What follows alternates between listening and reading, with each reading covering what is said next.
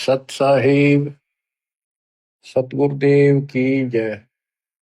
बंदी छोड़ कबीर साहिब जी की जय। बंदी छोड़ गरीबदास जी महाराज जी की जय। स्वामी राम देवानंद जी गुरु महाराज जी की जय हो।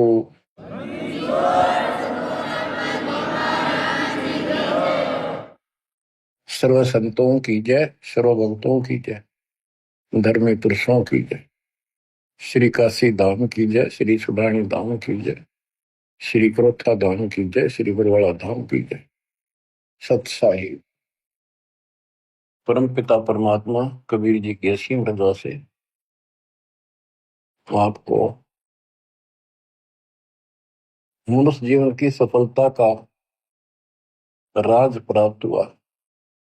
रहस्य, यथार्थ, अध्यात्म ज्ञान, सत्य भक्ति। इसके बिना ये मनुष्य जीवन आम सामान्य प्राणी जैसा था, पशु पक्षी के समान है। भक्ति हम मानव शरीर में प्राप्त करके अपना भविष्य सुधार सकते हैं, संवार सकते हैं। अन्य जितने भी शरीर हैं, पशु हैं, पक्षी हैं, कीड़े मकोड़े हैं, ये अपना कर्म भोगते हैं। वो चाहे राष्ट्रपति के घोड़े हों, वहां बढ़िया व्यवस्था है, सेठ के घर कुत्ते भी बन गए और ये वहां उनकी सारी सुविधा है।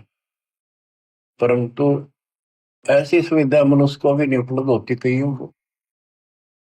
तो कहने का भाव ये है, मनुष्य जीवन यदि भक्ति नहीं करते मानो स्त्री पुरुष, तो उन पशु पक्षियों में उसमें कोई अंतर नहीं। सुविधा कर्मानुसार पूर्व जन्म के संस्कारों से सबको प्राप्त होती है। दुख और सुख दोनों साथ रहते हैं। अब बात आती है कि भक्ति करनी चाहिए, अवश्य करनी चाहिए। आत्मा मानती है, उसके लिए मानव भटक भी रहे हैं। आत्म ज्ञान बिना नर भटका कदे मथुरा कदे काशी। यथार्थ ज्ञान ना होने चाहिए प्राणी। मानव शरीर धारण करके कभी मथुरा कभी काशी, किता न किता अपना राह ढूंढ रहा है कि किता भगवान मिल जाए। कबीर साहब कहते हैं, पर्वत पर्वत में फिरा, कारण अपने राम, राम जैसे जन मिले, बिन सारे सब काम। बताओ कि परमात्मा की खोज में पहाड़ों पर गए, तीर्थों पर गए, संत समागम अटेंड करे, दान धर्म किए, जैसा मार्गदर्शन मिला, और भी देवी देवता पीर मनाए, मंदिर मस्जिद पूजे, तो मनुष्य जीवन प्राप्त प्राणी को सबतर लगन लगी होती है, क्योंकि वो पिछला संस्कार चंगा होता है, उसका बहुत अच्छा संस्कार होता है, इसलिए मानव शरीर प्राप्त होता है। अच्छा संस्कार कैसे मिलता है? कोई भक्ति की है, धर्म पुण्य किए होते हैं, तो उस कारण से इस मनुष्य जीवन में भी प्रेरणा बनी रहती है कि अच्छे काम करो, कोई भक्ति करो। लेकिन जिनको हम अच्छे काम समझ कर कर रहे थे, धर्म कर्म भी करते थे और भक्ति भी करते थे, वो शास्त्र विरुद्ध होने से, वो एक आने की नहीं, एक नए पैसे की नहीं। क्योंकि हमारे जो स्पिरिचुअल हैं, हमारे जो आध्यात्मिक ग्रंथ हैं, ये भगवान के विषय का संविधान है। इसमें जैसा कुछ करने को कहा है और न करने को कहा है, हमें वो ही करना पड़ेगा, तभी सफलता होगी। जो हमारे ग्रंथ बताते हैं, हमने उनके अनुसार चलना होगा।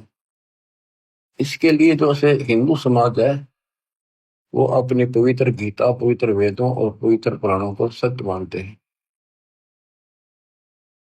और हमारे हिंदू धर्म के धर्म गुरुओं ने जो ज्ञान बताया, उन्होंने यही कहा है कि गीता वेद पुराणों में ऐसा ही लिखा है, ये भक्ति करो।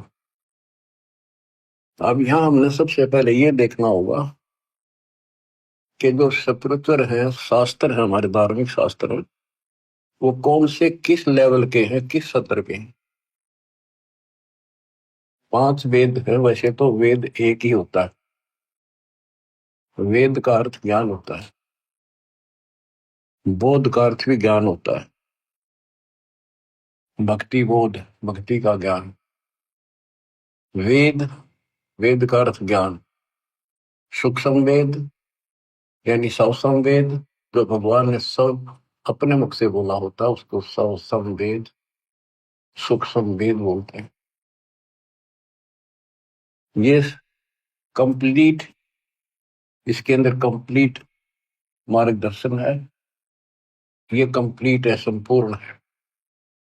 यह वेद परमात्मा ने, जब हम अपने कर्म छोड़ कर यहाँ पृथ्वी पर इसके साथ आगे, इसके ब्रह्मांडों में, जब तक हमारी पूंजी रही तो हमें सारे ठाठ दिए इसने, आप भी लूटता रहा। और जब हमारी पूंजी लय के वह खत्म होगी, हमें पटक दिया धरती पर, फिर कमाओ और फिर ऊपर आओ। आपको मैं बार बार बताता हूँ, ये कोई बच्चों की कहानी नहीं है, ये सच से परिपूर्ण है और आपने इसको सत्य मानना होगा। एक मूर्ख लड़की अपने घर से पैसे निकाल कर, 30-40 सोना अपने घर से निकाल कर उसकी शादी के लिए घर वाला ने तैयार कर रखा, और एक दुष्ट के साथ भाग दी। जब तक वो पैसा वो लेकर आई थी, वो खर्च नहीं हुआ इतने, तो वह सर पर रखी। फिर उसकी दुरुस्ती करके जा कमा और खा, दारू पीवे, मांस खावे, और वह मजदूरी करने लगी, वो उसकी ग्रेजुएटी कर रहा था। तो वो दशा आपकी है, आप मानव से मत मान, मानना पड़ेगा, क्योंकि आप भक्त हो गए। 100 की 100 सच्ची है। अब यहाँ मजदूरी बता रखी है, इतना करो, दान करो, यज्ञ करो, बस। नाम जपो तो उठ पटांग जपो, जो मोक्ष ना दे। और घने करो तो ओम जपो। फिर हरे कृष्ण राधे श्याम ये दूध भेज रखे, सारे नकली नाम बताएंगे। इसके आधार से स्वर्ग जाओ। स्वर्ग एक होटल है, वहां आपकी पूंजी ऑटोमेटिक ऑनलाइन जमा रहती है। आप जैसा वहां खाते पीते मौज करते, ऑनलाइन पैसे कटते रहते हैं। उस होटल का चार्ज अलग से होता है, और सुविधा जो आपको देते हैं, उनका चार्ज साथ होता है। जैसे वहां कोई खाने की चीजें लेते हैं, 10 रुपए की 20 में देते हैं होटल में। क्यों, हमारे आदमी जहाँ पैसे गणे होते हैं, उन्हें क्या लेना देना कितने गिरा को। तो ये दुर्गति आपकी यूं की हो रही है, आप विचार करो इन बातों पर। आप किस चीज पर सेट हुए बैठे हो, 1 मिनट में मृत्यु हो जाती है। बैठे बैठे राष्ट्रपति तक मर जाते हैं, एक्सीडेंट हो जाते हैं। पोलैंड देश का एक पूरा कैबिनेट, प्रधानमंत्री, सारे मंत्री, दूसरे देश, उसका मित्र देश था, उसमें कोई पूर्व प्रधानमंत्री की डेथ हो गई थी। उसकी मुंह कांड जाते, शोक व्यक्त करो। वो विमान न दुर्घटनाग्रस्त हो गया, एक्सीडेंट हो गया, हम सारे मर गए। और ताजे ताजे बने थे, 6 महीने पहले उनकी कैबिनेट बनी थी। और ऐसे गंदे लोग में माचे माचे फिरो तुम, आंख खोलो। इस सत्संग को सुन के भी आंखें नहीं खुलती, वो पत्थर प्राणी है, उसके भक्ति का अंश नहीं है, वो इंसान भी अच्छा नहीं। तड़प जानी चाहिए, तड़पला जानी चाहिए आत्मा को, किताब का मर गया वो किस पे फंस गया। यहाँ सुख नाम की चीज नहीं, रैम नहीं की धरती पर किसी के प्रति। किसी स्वर से धोता है तो वो राजी बोलेगा, स्वर से धोते मुंह फेर लेगा। हम इतने बिगड़ चुके, यहाँ पर हम देवता थे सतलोक में। अब दोबारा से आपको इतना प्यार किया जा रहा है। पहले तो पशु तो मानुष बनाए, बीड़ी शराब मांस तम्बाकू गटबड़ बकवाद करते फिरते थे, वो छुटी। फिर ज्ञान सुना के देवता बुलाए। अब इस भक्ति को ध्यान से सुनो, इस ज्ञान को ध्यान से सुनो। किसी तरह आत्मा का उबारा होगा, आत्मा में ज्ञान प्रवेश होगा, अपने आप ये सेट होती चली जाएगी। दास पहले पाली जाता था, पाड़िया जैसे व्यवहार हुए बकवाद। स्कूल में जान लग गया, 5-6 महीने तो वही चले, फिर धीरे धीरे सेट होना पड़ा। और पढ़ते पढ़ते पढ़ते पढ़ते और छोटी सी पोस्ट भी ग्रहण कर ली। तो इसी प्रकार अगर हम इस मार्ग पर नहीं आएंगे तो हम नो के नो रह जाएंगे। तो कहने का भाव ये है कि ये आपके एक स्कूल की पीरियड है, ये सुनते रहो। आजकल तो सारी सुविधा हो रही है, रिकॉर्डेड लेक्चर फिर भी सुन सकते हैं, पर सुने इसी लगन से जैसे अब सुन ले। भूल जाए आध घंटा जितनी देर सुने, सब क्या है ना, और ध्यान से सुने। तो प्रसंग चल रहा है कि हम यहाँ आकर फंस गए, तो इस काल ने हमारी दुर्गति कर दी कि इन्हें वापस नहीं जाने दो। इसको पता है कि हम उस परम पिता के अंश हैं, कबीर भगवान के। और माँ बाप को पता होता है उसका बेटा बेटी की तो दुख ही हो रहा हो, उसकी आत्मा तड़पती रहती है पार वैसे के नाम से। आपके लिए वो मालिक भटक रहा है, वो एज इट इज उस रूप में यहाँ नहीं आ सकता, क्योंकि वो नियम भंग होता है और ये घबरा जाएगा। और वो मर्यादा से बाहर की बातें है ना। तो अगर कहता बच्चा होते 1 मिनट में धर्मदास इन सारा ले जाओ, फिर इनके गाडू आई हुई ना थे वहां के टिके। अब इन दुखी हो लिए छक्के, कलयुग आ गया और आने वाले समय में और दुर्गति होगी। अब चौथा युग आ गया, ये भक्ति करके भी छक लिए। सतयुग त्रेता द्वापर में इनके पूर्व जन्म के संस्कार बहुत अच्छे होते हैं, इसलिए ये सोचते रहते हैं कि दो साधना हम कर रहे हैं, इसी से ये मौज माच रही है, इसी से सारे सुख होते आ रहे हैं। और जब कलयुग में जाएंगे, इतनी त्रुटि होगी इनकी, सारी साधना करके थक लेंगे, कुछ भी लाभ नहीं होगा, इनके संस्कार कमजोर पड़ जाएंगे। तब ये भगवान के लिए भटकना शुरू करेंगे और फिर मैं इनको कैच करूंगा। उदाहरण देता हूँ, सतयुग में राजा अम्बरीश थे, मालिक वहां भी मिले होंगे। वेद बताते हैं परमात्मा के लक्षण वो झूठ नहीं होते, सो के सो सकते हैं कि परमात्मा सबसे ऊपर के लोक में रहता है, वहां से गति करके चल के आता है। भक्ति मार्ग में जो लगे हैं उन अच्छी आत्माओं को आके मिलता है, वो यथार्थ भक्ति ज्ञान सुनाता है। और जो लगे नहीं है भक्ति पर, उनको भक्ति करने की प्रेरणा अपने मुख्य मुख से बोलकर वाणी द्वारा बताता है, उनको गुप्त भेद मंत्र बताता है, गुप्त मंत्र आविष्कार करता है, एक कवि की तरह आचरण करता है। अपने सूक्ष्म वेद ज्ञान को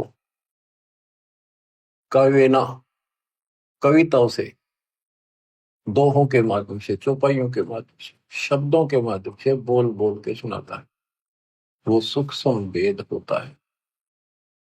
तो अब ये सूक्ष्म वेद बताता हूं, परमात्मा ने वो सूक्ष्म वेद इस ज्योति निरंजन काल सर्वपुरुष सर्वब्रह्म के अंतःकरण में वहां से ईमेल कर दिया।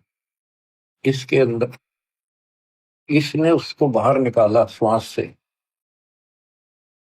पढ़ा, इसने वो जानकारी ऊपर की कति खत्म कर दी जो हम समझ सकते थे, वो मंत्र भी नष्ट कर दिए, सारी जानकारी खत्म कर दी, अपने तक भक्ति रख ली, बाकी थोड़ा बहुत ज्ञान जो सांकेतिक ज्ञान में रह गया। तो जिस आधार से, जैसे ब्रह्मा जी सबसे पहले कमल के फूल पर बैठे थे, अपने पुत्र नारद के प्रश्न का उत्तर दिया, और नारद ने पूछा था कि पिताजी आप सत्य बताना कि सारी सृष्टि के रचनहार कौन है, किसने ब्रह्मांड बनाए, कौन ये पालन करता है वास्तव।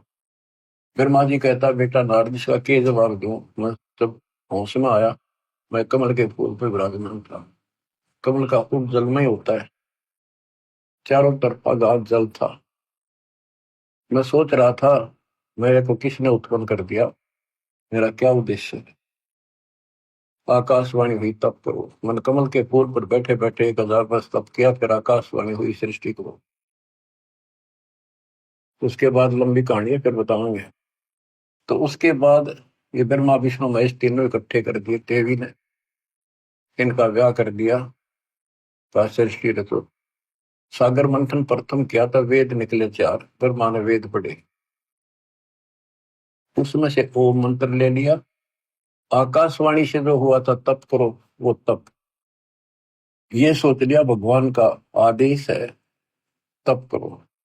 वेद भी भगवान गिवन है, गॉड गिवन है, भगवान के दिए हुए, भगवान परमात्मा तत्व है। इनमें ओम नाम, यजुर्वेद अध्याय 40 मंत्र 15, चारों वेदों में कहीं भी फिर दोबारा इसका रिपीट नहीं किया, एक जगह लिखा है और स्पष्ट कर दिया, ओम करतु समर्थ कलवे समर्थ करतुम समर्थ। ओम नाम का जाप काम करते करते सुमन करो, विशेष कसक के साथ सुमन करो, अपना मूल कर्तव्य समझ कर सुमन करो। अब दास आपको समझाना चाहता है कि ये हमारे दातम ग्रंथ है, शास्त्र है, ये कौन से किस सत्र के? इन चारों वेदों का सारांश श्रीमद् भगवत गीता है। और पुराण क्या है? ब्रह्मा जी ने जो ज्ञान प्राप्त हुआ, जैसा वेदों को समझा, तो उसके अनुसार अपनी संतान ब्राह्मण ऋषियों को बताया। तो ऋषियों ने ब्रह्मा से प्राप्त ज्ञान है, ये ऋषि ब्रह्मा जी की संतान है ब्राह्मण सारे। तो ब्रह्मा जी कहता कि मैं तो कमल के फूल पर बैठा था, मुझे नहीं पता मैं कहां से उत्पन्न हो गया।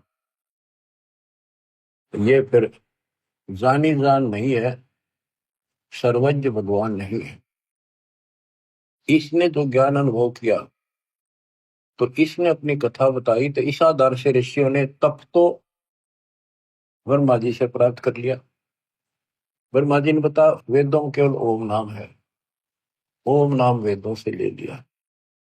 तो इस आधार पर ब्रह्मा जी के वंशज ऋषियों ने तप किए, जबरदस्त तप किए, शरीर गाड़ दिए, परवाह नहीं की, मिट्टी चढ़ गई शरीरों पर, खाना पीना त्याग कर मल की चाह मल के कि भगवान मिले तो जीवन सफल, नहीं तो व्यर्थ है।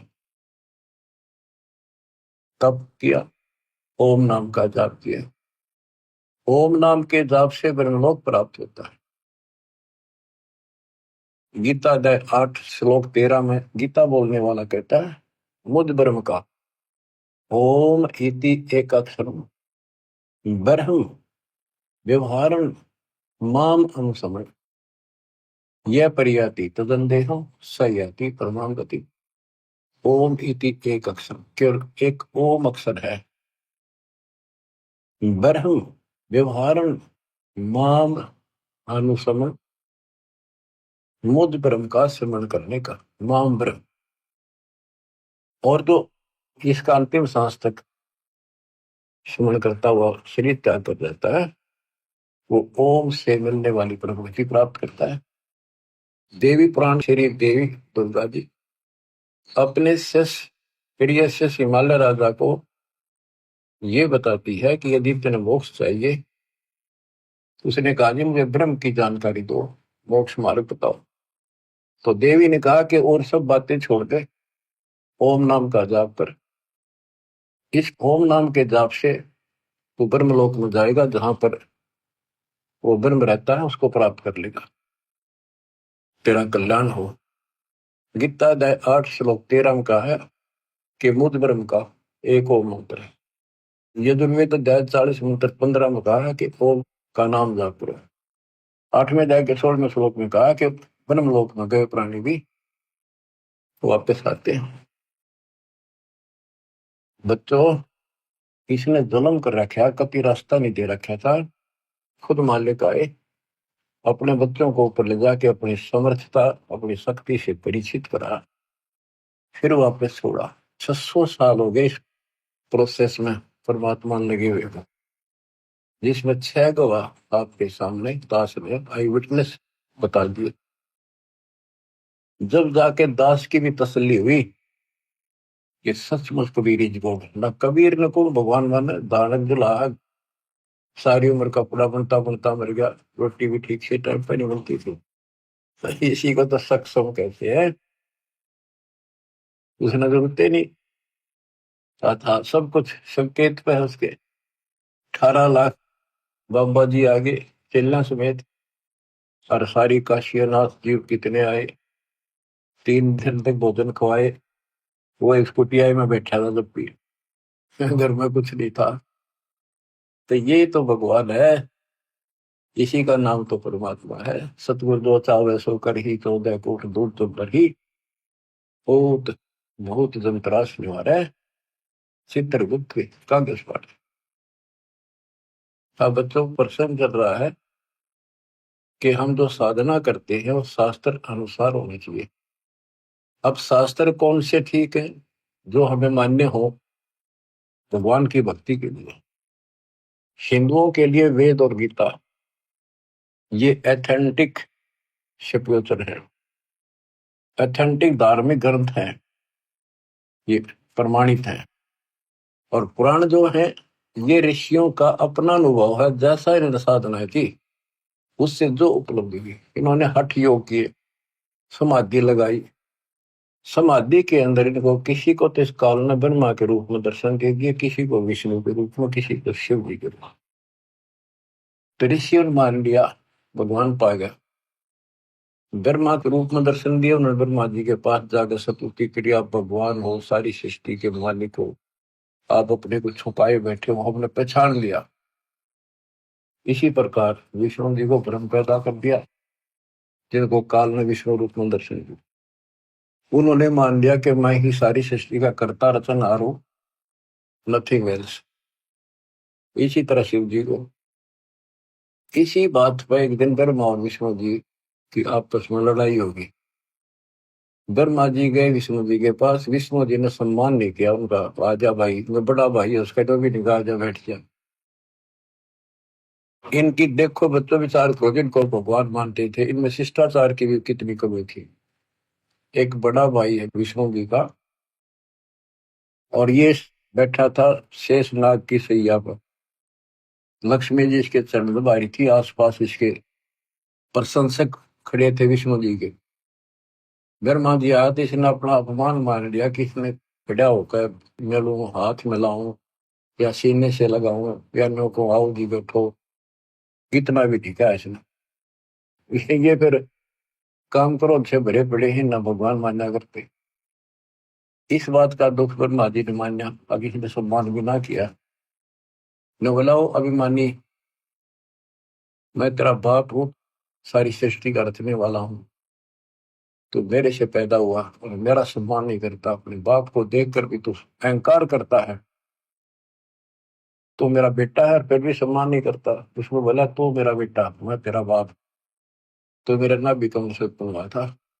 तो उसके प्रशंसक खूब हंसे। तो सबने बताया था कमल के फूल हो तुम उत्पन्न हुआ, और विष्णु के नाभि से कमल निकला। इधर मारना विष्णु नापन भी रहा कमल कितना यार, कैसे नाभि में उग गया। ये तो सूखे चौधरी थे। तो इस बात पर ब्रह्मा बोला तेरी अकल ठिकाना करता हूँ अभी।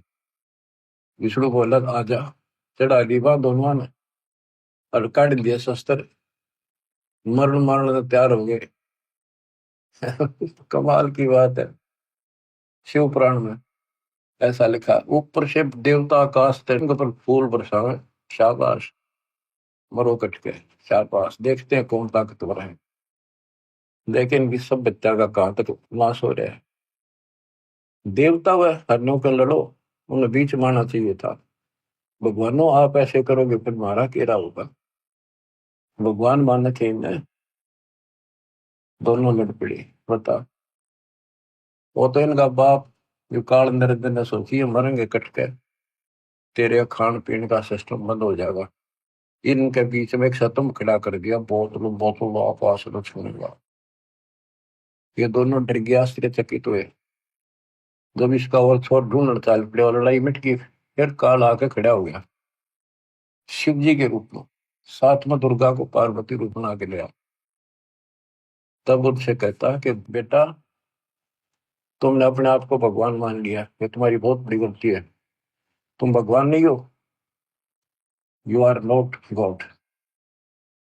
तब उसने हाथ जोड़ लिया और सुनो, तुम्हारे तप के प्रतिफल में मैंने तुमको एक एक जॉब दी है, एक एक विभाग दिया है, रजगुण उत्पत्ति का ब्रह्मा को, स्थिति का विष्णु को।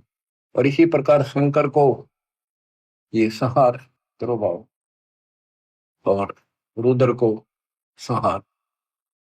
ये रुद्र और शंकर एक का है। देवता महाराज जब इसने तिरुभाव कहते हैं, आम आदमी महाराज जब इसको रुद्र कहते हैं, ये दो रूप बना लेता है। वैसे इसके 11 रुद्र हैं, 11 रूप बनाए थे इसमें। अब देखो, ये पुराण है, शिव पुराण के अंदर विद्वेश्वर संहिता के अंदर अध्याय है। इन पुराणों में लिखा है कि ये शिव रूप में आकर प्रकट हो गया। दो तो ये हो गए, फिर मार विष्णु पुत्रों, उनको पुत्रों कहा। और इसी प्रकार शंकर और रुद्र, वो 4 अलग हो गए, हरियो 5वां। वैसे तो चौथा ही है।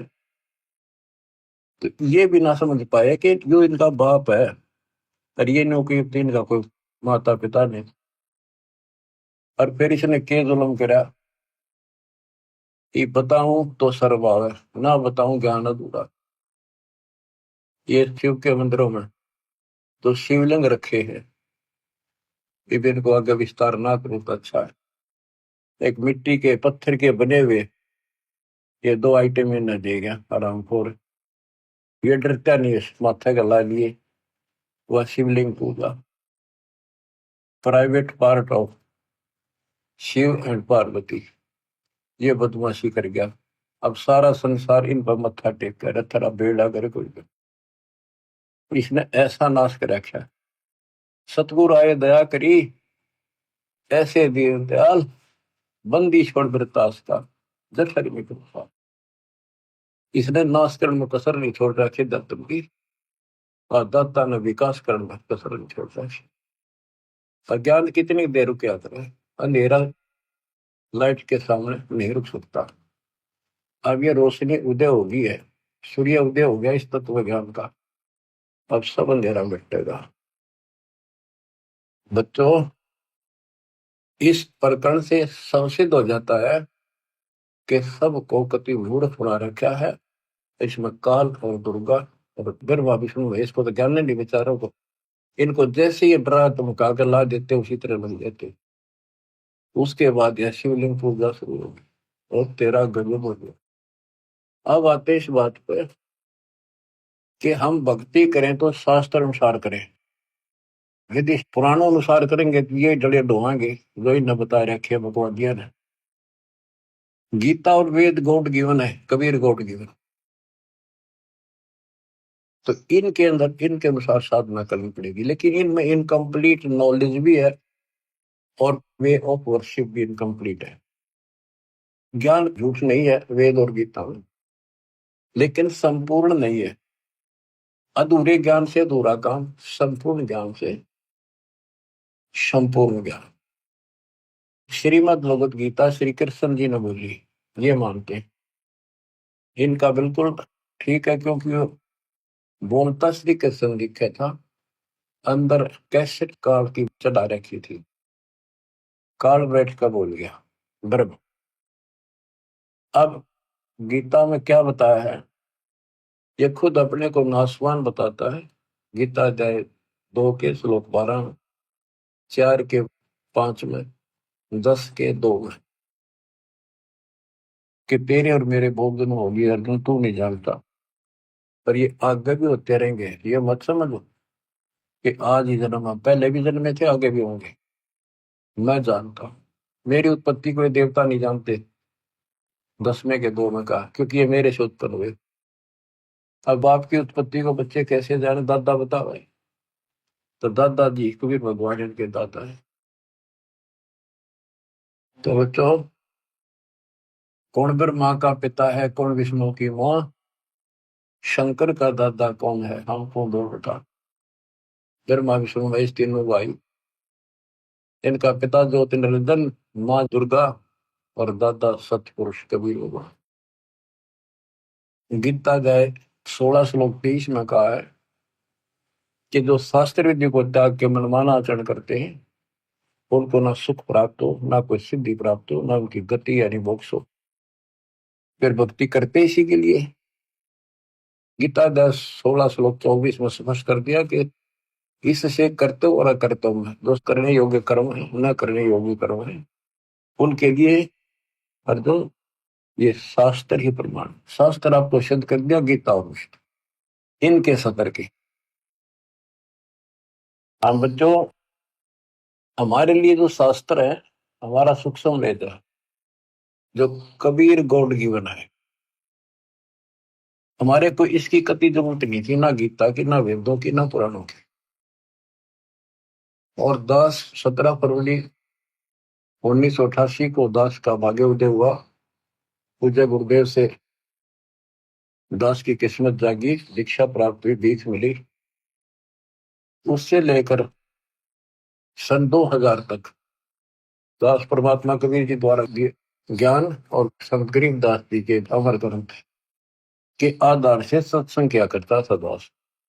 उनकी ऑडियो भरी, उनकी वीडियो भी तैयार की थी, कैसेट बना करती बड़ी बड़ी सी, वो वीसीआर में चला करती। तो उसके बाद एहसास हुआ कि ये ज्ञान तो भगवान पहले बताया करते कि इससे नहीं माना, बाद में सारे भाग्य 64 लाख और खूब लाभ हुए। जब तक मालिक तेरे को पहचानेंगे नहीं, गॉड नहीं मानेंगे, भगवान नहीं मानेंगे, कोई नहीं टिकेगा। दास को प्रेरणा दी गुरुदेव ने कि हो सकता गीता वेद पुराणों में पाना चाहिए ये ज्ञान को, कि भगवान बता रहे हैं ऐसा है, और वेद गीता सच्चे हैं तो इनमें पाओगी बात कुछ ना कुछ। 2001 में दास ने ये गीता मंगाई, उसको पढ़ना शुरू किया। मालिक की कुछ रजा थी, दूसरी खोलते तीसरा पेज पलटा, अध्याय 18 का श्लोक नंबर 61 शुरू में है ये। और गीता भी हाथ लागी जिसमें आमने सामने शब्द और अर्थ है। ये दूसरी आ जाती तो मत्था मार कर बैठ जाता मैं भी। तो इसमें अर्थ सामने है, कति एग्जैक्ट ज्ञान समझ में आ जाता है। तो उसमें पाया कि परमात्मा सबके हृदय विराजमान है, कर्मानुसार एक यंत्र की तरह घुमाता है। और हे अर्जुन, तो स्वभाव से उसी परमेश्वर की शरण बजा, उसकी कृपा से तो परम शांति को, सनातन परम धाम को प्राप्त कर। मेरा तो एकदम जैसे नींद तो जाग्या कर आदमी और सौपन देख ले को घना अच्छा और कूदता उठा करे, वह बनी मेरे साथ। ओ तेरे की फिर लगा, नोट कर लिया ये श्लोक अध्याय। फिर देखा धीरे धीरे रोक तेरे की सारा खजाना बड़ा सारी है सच्ची परमात्मा की। 15वां अध्याय 8वें अध्याय 7वां देखा, रजगुण धर्मा सतगुण विष्णु, यह हम पढ़ाया करते सूक्ष्म वेद में। रजगुण धर्मा तम गुण शंकर, सतगुण विष्णु कहावरी, चौथे पद का भेद निहारा, दरला सदगुण पावरी। कबीर सागर में, कबीर साहब के ग्रंथ में, गरीबदास जी के ग्रंथ में स्पष्ट है, धर्मा विष्णु महेश और ये इनका बाप चौथा। इन चारों को भी छोड़ को 5वें में पहुंच जावे क्या कि विश्व हम पराव। तो गीता देखा दूसरे का 12वां श्लोक, चौथे का 5वां, 10वें का 2, और दूसरे का 17 के अविनाशी तो वो है जिसने कोई नहीं मार सकता, जिससे सारा संसार व्याप्त है। और तेरे की वो सतिथि आज मैं वर्णन नहीं कर सकता, मेरे हृदय में जो उमंग और खुशी उत्पन्न हुई थी। हे भगवान, जैसे खजाना पा जाए अगर कंगाल को, घना धन मिल जाए, घना थोड़ा नहीं, तो वो पागल सा हो जाए अगर किस न बताऊं, कैसे छुपाऊं, तक बताऊं, ऐसी स्थिति होगी। तो मालिक ने खजाना दास को ही दिया, छुपा रखा था। हो। तो बच्चों, उसके आधार से फिर गहरी नजर गीता तैयार करी दास ने। गीता के आधार से पुराणों को देखा, वेदों में देखा, सारे खजाना भरा पड़ा। ज्यों का त्यों सच्चाई, कबीर साहब कहते हैं, वेद कते झूठे नहीं भाई, झूठे है जो समझे ना। अब दास आपको जो बताना चाहता हूं उस पर आता हूँ कि हमारे जो ग्रंथ है, गीता अध्याय 7 श्लोक 12 से 15 में आपको बता रखा है, रघुकुल ब्रह्मा सतगुण विष्णु से जो कुछ हो रहा है, काल कहता है इसका निमित्त मैं हूं, मेरे कारण है उत्पत्ति, सतिथि और संहार। और जो केवल इन तीनों देवताओं तक सीमित है, ब्रह्मा विष्णु महेश तक, इनसे ऊपर कोई भक्ति नहीं करना चाहते, वो राक्षस स्वभाव को धारण किए नीच दूषित कर्म करने वाले लोग मेरी भक्ति नहीं करते। और फिर गीता अध्याय 7 के 20 से 23 में अन्य देवताओं के बारे में बता, ब्रह्मा विष्णु महेश के साथ साथ, कि इन देवताओं को कुछ शक्ति मैंने दे रखी है, लेकिन इन मूर्खों का, अल्प बुद्धि वालों का ये ज्ञान गलत है, ये अक्षणिक लाभ मिलता है, ये नाशवान है ये फल। अपनी भक्ति को भी बताता, 4 प्रकार के करते हैं, अर्थार्थी, आर्थ, जिज्ञासु और ज्ञानी। ज्ञानी श्रेष्ठ माने क्योंकि ये मोक्ष चाहते हैं, इन्होंने मुझे सुप्रीम मान लिया, मेरे आधार पर ओम नाम का जाप किया, वेदों तक सीमित रहे, ये भी मेरे वाली अनुपमा गतिम में आश्रिता है, इसमें आश्रित रहेगी। क्योंकि ऋषि मुनियों ने तप करे, ओम नाम का जाप करा, तब से राजा बन गए, ओम नाम से ब्रह्मलोक में गए, ब्रह्मलोक में जाकर फिर वापस आए, जन्म मरण बना रहा।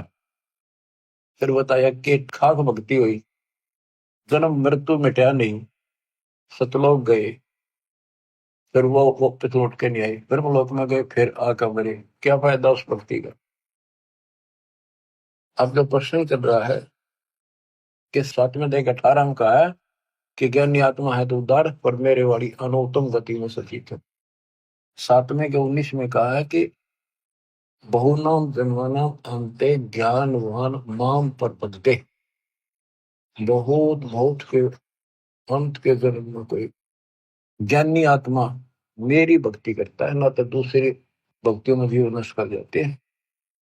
मेरी भक्ति भी कोई कोई ज्ञानी किसी अंत के जन्म में एकादे में भटक कर करता है, ना तो नीचे वाली देवताओं में भक्ति करते रहते हैं।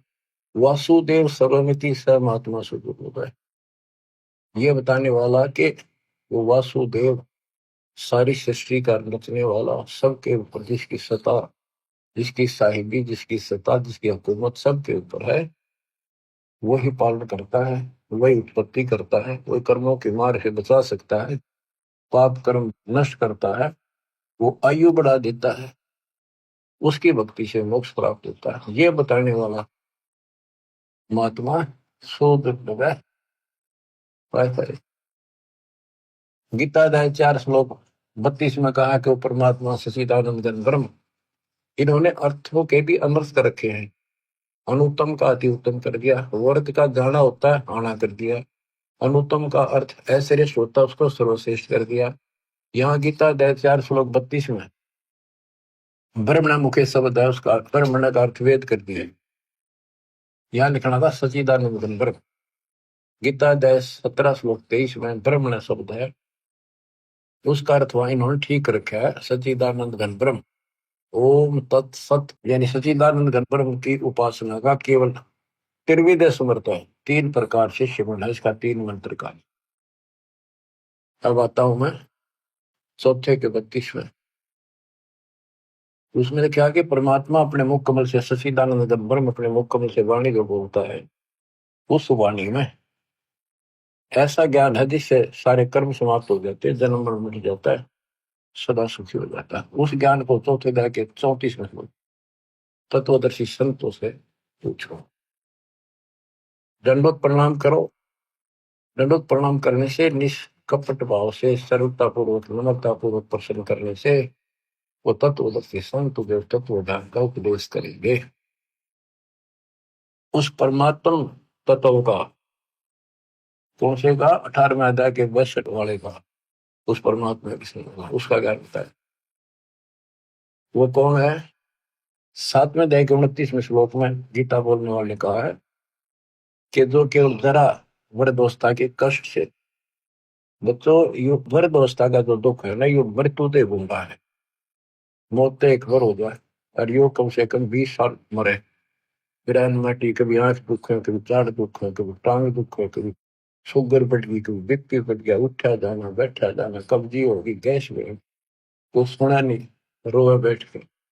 तो कर्महीन इंसान तो भक्ति नहीं करते, भक्ति करने वालों पर यह असर नहीं होगा, लेकिन मर्यादित रहेंगे तो। भक्ति भी कबीर साहब की अरदास के माध्यम से, कि वो केवल जरा मरण से छूटने का, मृत्यु से दुख से बचने के लिए केवल प्रयत्नशील है और कुछ नहीं मांगते।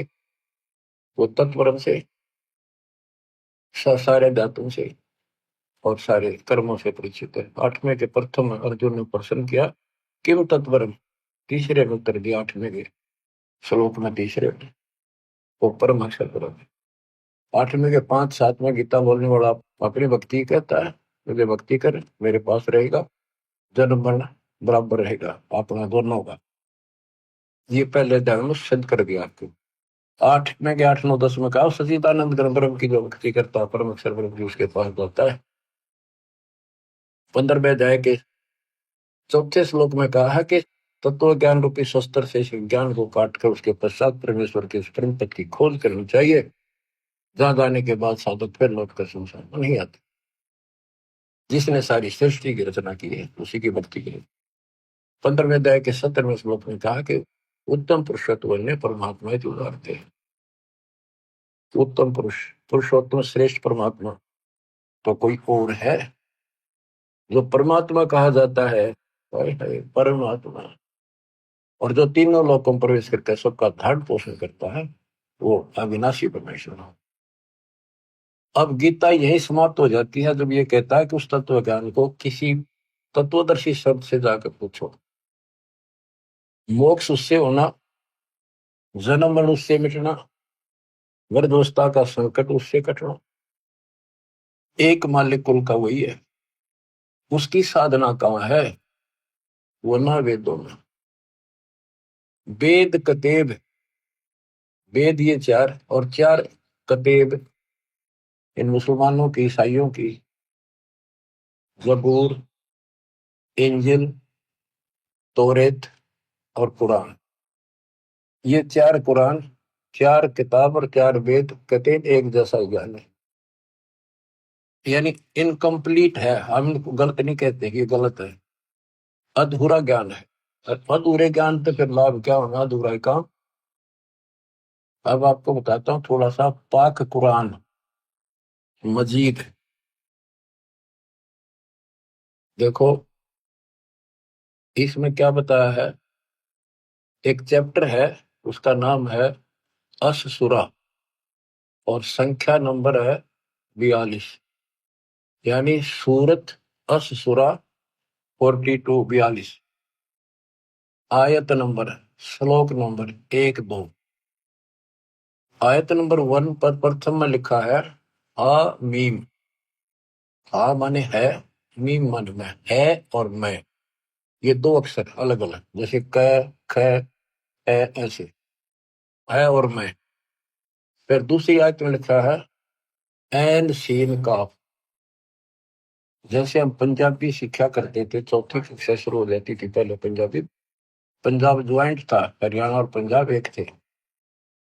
तो पंजाबी की हम जब वर्णमाला सीखा करते थे तो कहते थे कक्खा गग्गा दद्दा गग्गा, ईड़ा ऊड़ा सस्सा मम्मा, यानी कक्खा क, गग्गा ग, तथा तय, गद्दा द।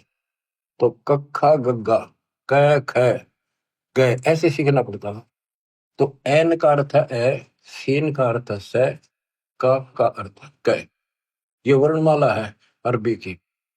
एन ए, सीन से, का क, ए से क। इसके अनुवादकर्ता ने, पाक कुरान के अनुवादकर्ताओं ने ये लिखकर छोड़ दिया है कि इन 2 आयतों का अर्थ तो अल्लाह ही जान सकता है और कोई नहीं। ये क्या है? गीता अध्याय 17 श्लोक 23 में ओम तत्सत, ये 3 मंत्र। इनमें तीनों मंत्रा का पहला अक्षर है ए से क। जिनको तीनों मंत्र प्राप्त है वो बच्चे आसानी से समझ जाएंगे। ये वो मंत्रों का केवल पहला पहला अक्षर लिख रखा है, इस बहुत नथिंग। तो ऐसा कहते के हासिल होना था, ओम तत्सत से क्या हासिल होना था, अब इसकी एब्रीविएशन निकली सारी। अब इसको सारे से विस्तार से करा, तब पता चला ये सूक्ष्म वेद में पहले ही था। बच्चों आंख खोलो, दास कौन है? कबीर साहब कहा करते हैं कि वही मैं सारी सृष्टि का मालिक हूं, मैं खुदा हूं, लेकिन कौन जाने से बात नहीं। दास कहता विश्व में एक नंबर का तत्वदर्शी संत दास है, नथिंग एल्स। इतना कह रहा हूं मैं।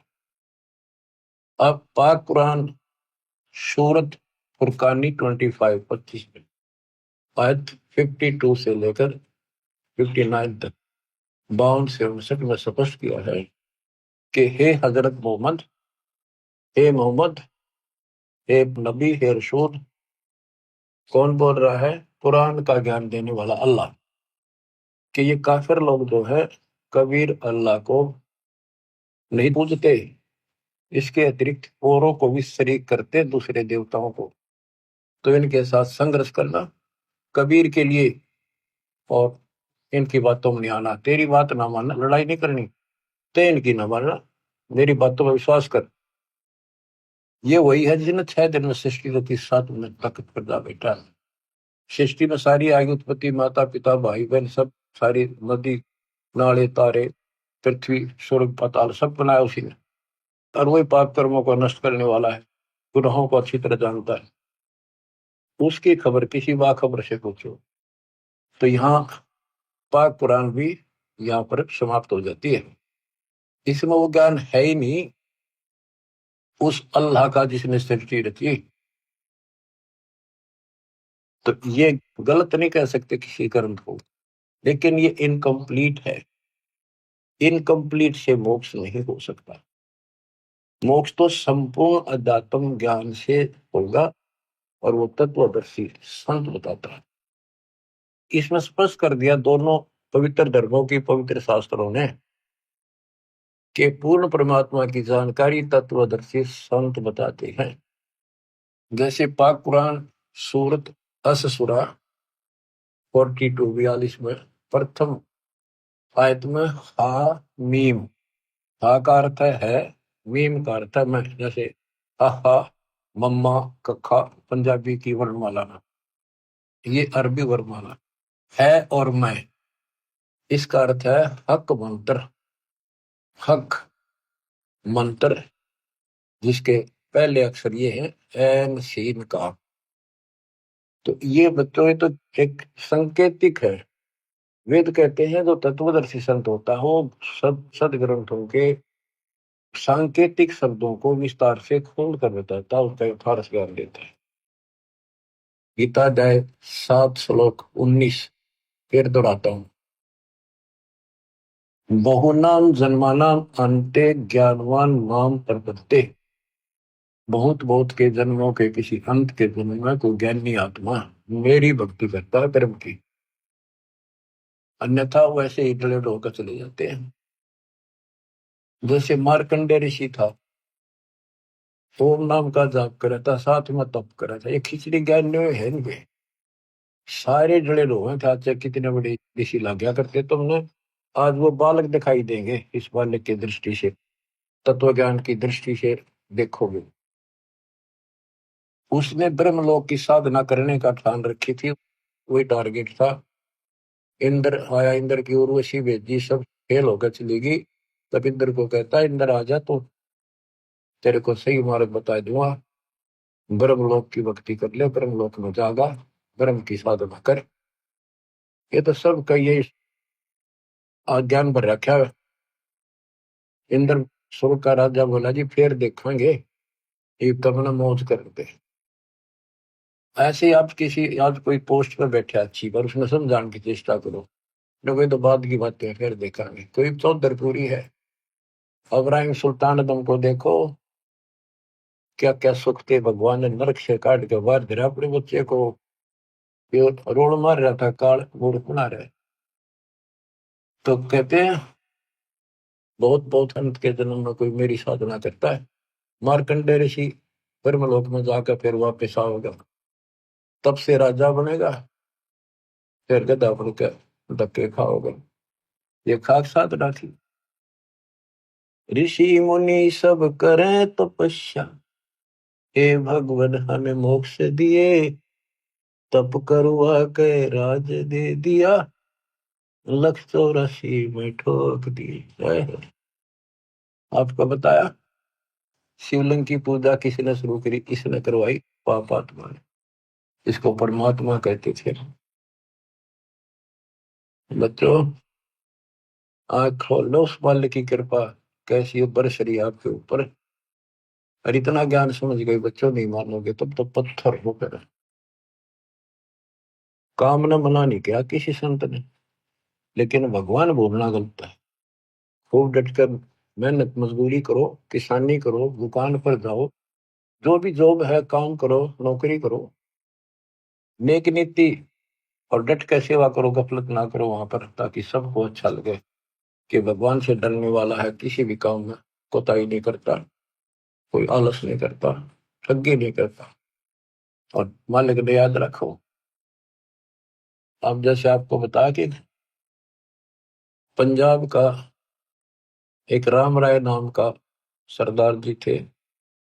वो लोग परमात्मा के चाहने वाले, संतों का सम्मान करने वाले शुरू से ही हैं, क्योंकि उनके गुरुओं ने एक ऐसी धारणा में भर रखी है। संत गरीबदास जी का एक शिष्य ब्रह्म वेदी का पाठ सुबह सुबह बैठकर ऊंची आवाज में एक तालाब पर बैठकर करे था, स्नान करके कुएं पर, तालाब पर वहां बैठ कर ब्रह्म वेदी यानी वाणी का पाठ करे था सुबह सुबह, गरीबदास जी की वाणी का, जो हम नित्य नेम करते, उनका अपने हिसाब से बनाया हुआ था, उसी वाणी से निकाल कर। तो राम राय चौधरी 900 बीघे का मालिक था।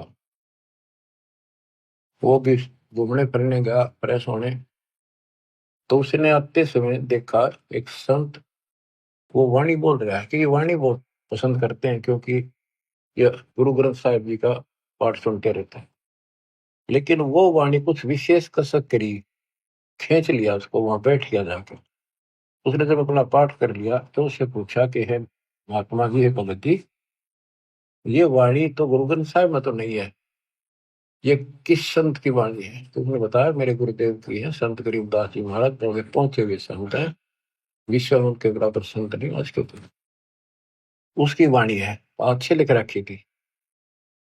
तो उसने पूरा पता नोट कर लिया संत गरीबदास जी का, गांव सुलानी जिला उस टाइम जो भी था, दिल्ली के पास, बहादुरगढ़ के पास, वहां पूछ लो। ऐसे ऐसे सारी डिटेल लेकर चल पड़ा। उन्होंने सोचा मिलना चाहिए संत से। क्या वो संत जीवित है? कहाँ जी जीवित है। वो चल पड़ा, पैदल चला करते थे, 3 दिन में पहुंचा। सुबह सुबह पता करा भी संत गरीबदास जी कहाँ पर है, मिलना है। उनका महल था, उनके नाना जी का बनाया हुआ, उसमें संकेत कर दिया कि वहां सामने है, उसमें चले गए। वहां कुछ भगत बैठे थे, 1-2 गांव का, कुछ बाहर के आ जाते थे, ज्ञान चर्चा सुना करते थे। गरीबदास जी सुबह सुबह एक बार घूमने जाते थे, किसान थे, 2,500 बीघा जमीन थी, अहंकार नहीं था, खेत में जाते थे, पशुओं का चारा काट के सर पर धरका ध्यान लेके आया करते, घूम भी आते थे। तो उन्होंने पूछा भी संत गरीबदास जी कहाँ है? राम राय ने पूछा, जो बकराल। वो बोले जी घूमने फिरने गए खेत में। कितनी देर में आएंगे? भाई ये तो संत की मर्जी है, मौज है, कब आवे कब ना आवे। आवे तो गए, हम भी इंतजार कर रहे हैं, पर उन्होंने बोला कितनी देर में आऊंगा पता नहीं। उसने सोचा इतनी दूर आ लिया, संत के दर्शन करके चैन लूंगा। वो चल पड़ा। उन्होंने बताया कि आगे जाइए, आगे अरहट है, उस रेट के पास एक जंडी का बहरा पेड़ है बड़ा, वहां पाओगे आपने। वहां कुएं पर स्नान भी करते हैं। तो वो जा रहा था गरीबदास जी, धोती कुर्ता हरियाणा की जो वेशभूषा होती थी, सिंपल मैन, सामान्य होता था यहाँ का वेशभूषा, इस तरह रहते थे वो, भाई आडम्बर संत नहीं करते। तो उस राम राय ने उस किसान से पूछ लिया, उसने किसान समझा, सिर पर पशुओं का चारा और रोटा धर रखा ज्वार का। उसने बोला भाई मैंने गरीबदास महाराज जी संत जी से मिलना है, तो बताया इधर घूमन आए हैं, कहाँ से है वो उनका खेत, कहाँ ठिकाना है उनका। गरीबदास जी बोले आ जाओ, उन्हें पहचान दिया वो संत जी अभी थे कि आ जाओ मेरे साथ, मैं मिलाऊंगा उनसे। वो वापस आए, वापस जा लिए वो गांव में, आ जा लेकर आ गए। वो भगत जो वहां खड़े थे उन्होंने बाज के, किसी ने बोटा लिया, किसी ने दंडवत प्रणाम किया, फिर पानी पिलाकर नहाऊंगा, पानी लाए स्नान कर दिया। उसने सोची, उन पूछा रहा महात्मा कौन सा है वो संत, तो वो भगत बोले ये तो है गरीबदास। वो सामने मुड्डे पे बैठ गया और बैठा बैठा ये मन में कल्पना कर रहा था, ये गुरु ये महाराज है, रख तेरा गजब हुई। उसने कल्पना कर रखी थी, उसका इमेजिन था कि बड़ी बड़ी जटा पाऊंगी, गल में माला मला होंगी और धूना दाना ला रखा होगा किधर, या डेरा होगा तो बहुत बढ़िया सुंदर कपड़े लाल पीले, यानी कोई आडंबर जरूर पाओगा। संत को ऐसा ही माना जाता है, उधर सारे ऐसे मानते थे। उसने देखा सिंपल किसान सामान्य आदमी, इसका 2,500 बीघे जमीन बताओ है, इसलिए लोग इसके चापलूसी करते हैं, ये गुरु यूं बना रहे हैं इसको, ये तो मेरे जैसा किसान है, तेरा गजब हो, ये खोदा पहाड़ निकली चुया इतनी दूर था, यू संत पाया। ये मन सोचा बैठा बैठा। गरीबदास जी स्नान करके तुरंत और धोती बांधा करते हैं हरियाणा में, और एक और उसका पल्ला सा धोती का एक बेल्ट सी बांधा कर, उसने अड़बंद बोलना, अड़बंद। उसको बांधने के लिए तैयार हुए था, हाथ पे उंगली का चोट लाग रही थी, लीला थी ज्यादा, पट्टी ही बांध रखी छोटी सी। तो राम राय से बोले भाई झुमक रहा, उसने अपना राम राय नाम बताया। परमात्मा बोले रहा झुमक रहा, ये इसका उर्फ नाम था। वो ऐसे चंचल माइंड का था, पूरा मतलब विश्वासी कम था, हर चीज में कोई ना कोई पूछा था, छी अटपट रखा करता, तुर्क वितर्क ज्यादा करता था, झुमकरा डगमग से ख्याल का था, इस तरह उसको झुमकरा भी कहते थे। और वहां बैठे बैठे भी वो कल्पना इसी कर रहा था, यो किसा गुरु ये क्या हुआ प्लान है। झुमकरा का जब मैं उसे समझ गया कि तो बताया भी को नहीं, फिर भी उसने कहा कि भाई मेरी एक धोती बांध दे, अल्लाह मेरा हाथ का चोट लग गई है। उसने उठ के और वह गांठ लाई, और धोती शरीर के मां के निकल गए, धोती और गांठ लग गई। तो उसने फिर खोला जल्दी, दूसरा फिर ऐसे किया, तीसरा फिर ऐसे करा, वो गांठ फिर शरीर के अंदर से निकला हुआ। तो गरीबदास जी बोले रहे झुमक रहा, मैं तो तेरे जैसा किसान हूं, या गांठ ना लगती क्या बात होगी। ऊपर देखा, विष्णु रूप धारण कर रखा, क्योंकि पुजारी विष्णु का था बेसिक, वो बने हुए थे सिख। लेकिन ये जैसे वहां पर 125 गांव गुजरा के वो सारे सरदार को वहां है, और वो रामकृष्ण के पुजारी हैं ज्यादा से ज्यादा, और गुरु ग्रंथ साहिब का भी सम्मान करते हैं, पाठ भी करवाते हैं। तो कहने का भाव है कि वहां पर वो पैरा में पड़ गया कि भगवान माफ करो, मैंने बहुत अच्छी गुंडी कह दी। फिर वो उसी रूप में आ गए, गरीबदास रूप में, और बैठ गए, फिर चर्चा शुरू हुई। सारा ज्ञान समझाने के बाद वो राम राय कहता है भगवान मैंने सारा घूम लिया, ये ज्ञान नहीं पाया। गरीबदास बोले पाओ भी को नहीं। सब गीता का मूल है राई झूमक रहा, ये सुख संवेद समूल सुनो राई झूमक रहा, तत्व ज्ञान कोई ना कहे राई झूमक रहा, ये पैसे ऊपर नाच सुनो राई झूमक रहा, कोटों मध्य कोई नहीं रे झूमक रहा, अरबों में कोई गर्क सुनो राई झूमक रहा। बच्चों उनको पूरा ज्ञान बताया कि करोड़ों में नहीं पाओ तुझे इस ज्ञान को बताने वाला, अरबों में। उस समय संत गरीबदास जी थे, केवल संत गरीबदास जी थे पूरे विश्व में एक रिश्ते तो वेद ले जाने वाले। लेकिन वो डिस्क्लोज ठीक से नहीं करना था, उन्होंने लिखवा के सारा, आज ये आपके लिए खजाना आज खोलना था। अब कलयुग 5 बीत गया वर्ष जब।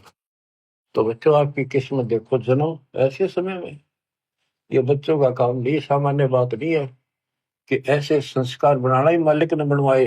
तेरा कितने युगों से आपको संवार संवार कर प्रेरित कर करके चार्ज करते ला रहे, और आज आज ऐसे समय पर आपको ऐसे समय पर जन्म दे दिया। करीब आने वाली संतान परमात्मा के बच्चे आपसे प्राप्त शरीर में तो बड़ी बुढ़ाई भगता होंगे। और बच्चों जिनके संतान नहीं है उन जैसा आज किस्मत वाला मैं नहीं मानता धरती में। तो समाज कुछ करो, क्योंकि अध्यात्म का जो पैमाना वो अलग है। उनने पिछले जन्म गणित सुंदर जी रखे हैं, कभी किसी का एक दाना भी नहीं खाया, ना रक्षा ना दिया, परमात्मा की बातों का कुछ असर किया, उनका लेन देन कति समाप्त कर दिया, करोसला रखा, इनका उन्हें सतभक्ति मिल गई, वो सीधे वहां जाएंगे। जब डटे रहे तो समाज की तरफ देखते हुए बकवादा बढ़ गए, किसी का गोद ले ला, फरान ले ला, यूं सर दौड़ कर लेंगे, वो संस्कार फिर खराब करेंगे अपने।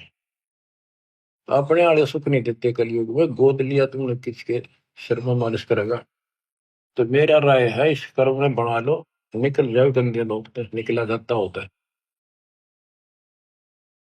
मैं तो दे दी है बालम बरे नू, मैं तो दे दिए बालम बरे, संसारी दी गल्लां चिन्ह न बूझ शब्द जो गहरे, मुर्दों से ती प्रीत लगावे न जाने सतगुरु मेरे। ऊंची थलियां खेती बोवे भूल रहे नजर डरे, श्वेत छतर शिर मुकुट विराजे, देखत नास चेहरे।